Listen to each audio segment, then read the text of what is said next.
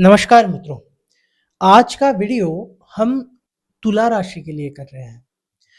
आज हम समझेंगे कि तुला राशि ज्योतिष में क्या इंपॉर्टेंस रखती है या किसी की लाइफ में तुला राशि की इंपॉर्टेंस लेवल क्या है।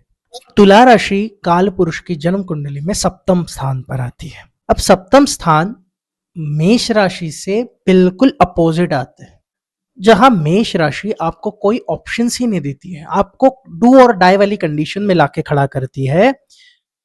तो इसी के अपोजिट तुला राशि पड़ती है और इस वजह से इस राशि में आपको डू और डाई की सिचुएशन नहीं रहती है। ये ऐसी जगह होती है कुंडली में जहां आपको मल्टीपल चॉइसेस मिलते हैं। अब ये सिर्फ पहला फैक्ट मैंने आपको बताया तुला राशि के बारे में। अब इसका ज्योतिष में हम लोग कैसे उपयोग करेंगे? जिस किसी हाउस में तुला राशि पड़ेगी, उस भाव के रिलेटेड आपको मल्टीपल चॉइसेस मिलेंगी।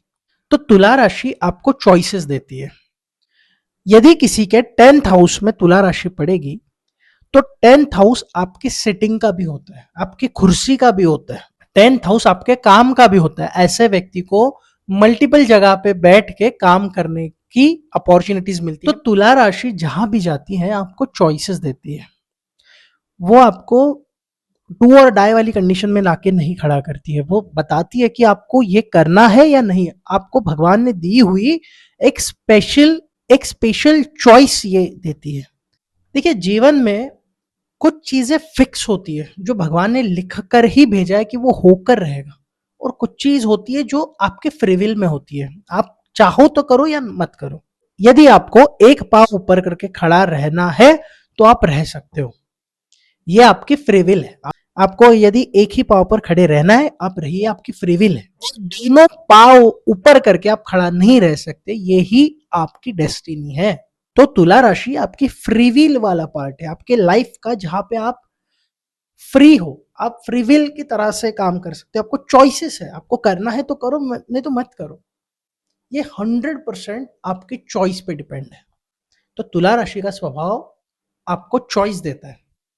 अब तुला राशि सामंजस्य की राशि है, बिजनेस की राशि है। ये राशि दो पार्टीज के बीच में बैलेंस बनाने वाली राशि है। इसमें मेरी ही चलेगी, ये एटीट्यूड आपका नहीं चलेगा। आपको दो पार्टीज रहेंगी जिनको आपको बैलेंस करके चलना है, और तुला राशि का मेन स्ट्रगल इसी में है। उनके लाइफ की फिलॉसफी इसी में है कि इनको बैलेंस बना के चलना है, डेस्टिनी और फ्री विल से बैलेंस बना के चलना है। यही तुला राशि की थीम है। तुला राशि वाले जातक बहुत ही ज्यादा डिप्लोमेटिक और दोनों पक्ष की सुन के दोनों को खुश करने के पीछे पड़े रहते हैं, और उसमें से वो अपना मतलब निकालने की पूरी कोशिश करते हैं। तुला राशि जिस किसी भाव पर पड़ेगी, आपको उस भाव के रिलेटेड चीजों में बैलेंस बना के चलना है। यदि 5th हाउस में तुला राशि आती है, ऐसे व्यक्ति बहुत ही कम एज में अफेयर्स में पड़ते हैं, बहुत ही कम एज में लव अफेयर्स में होते हैं, और उन्हें अपनी पढ़ाई के बीच और अपने पार्टनर के बीच सामंजस्य बना के चलना पड़ता है। और जब यहां पर किसी पाप प्रभाव का इफेक्ट आता है उस तुला राशि के ऊपर या 5th हाउस के ऊपर, तो ऐसे में पढ़ाई में या पार्टनरशिप में प्रॉब्लम्स आती है। इसीलिए ये राशि बहुत ही ज्यादा महत्वपूर्ण है। तुला राशि यदि किसी के 9th हाउस में आती है और उस जातक को छोटा भाई है, तो समझ के चलिए ऐसे जातक को अपने भाई और अपने पिताजी के बीच में सामंजस्य बना के रखना पड़ता है। ऐसे जातक के भाई उनके पिता से बहुत ही ज्यादा मतभेद लेकर के रहते हैं, उनकी कभी जमती नहीं है, और दोनों को समझाने का काम ये व्यक्ति करेगा। इसी तरह यदि तुला राशि किसी के 11th हाउस में आती है, और ऐसे में यदि आप कोई बिजनेस कर रहे हैं, तो आपकी गर्लफ्रेंड को और आपके बिजनेस को मैनेज करने के लिए, दोनों पार्टीज को मैनेज करने में आपकी बहुत ज़्यादा एनर्जी वेस्ट होती है, आपको बहुत ज़्यादा सामंजस्य बना के चलना पड़ता है। मेरा एक बहुत अच्छा दोस्त है, उसकी गर्लफ्रेंड उसकी गर्लफ्रेंड को उससे मिलना होता है और अपने उससे मिलने के लिए वो कई बार अपने बिज़नेस पे भी ताला लगा देता है, और कभी बिज़नेस के लिए उसको ताला लगा देता है। तो ये इस तरीके से वो मैनेज करके चल रहा है आज भी। तुला राशि का बैलेंसिंग नेचर है। जिस भी भाव में तुला राशि पड़ेगी, उस भाव के रिसोर्सेस विथ उसके अपोजिट पड़ने वाले भाव के बीच आपको बैलेंस बना के चलना पड़ता है। 7th हाउस में यदि तुला राशि है तो आपको सेल्फ का ईगो और अपने बीवी का मन दोनों को समझाने में आपकी बहुत ज़्यादा एनर्जी जाएगी, और इसमें यदि आप फेल होते हो वो बैलेंस करने में तो आपको बहुत ही ज़्यादा दिक्कतें आती है।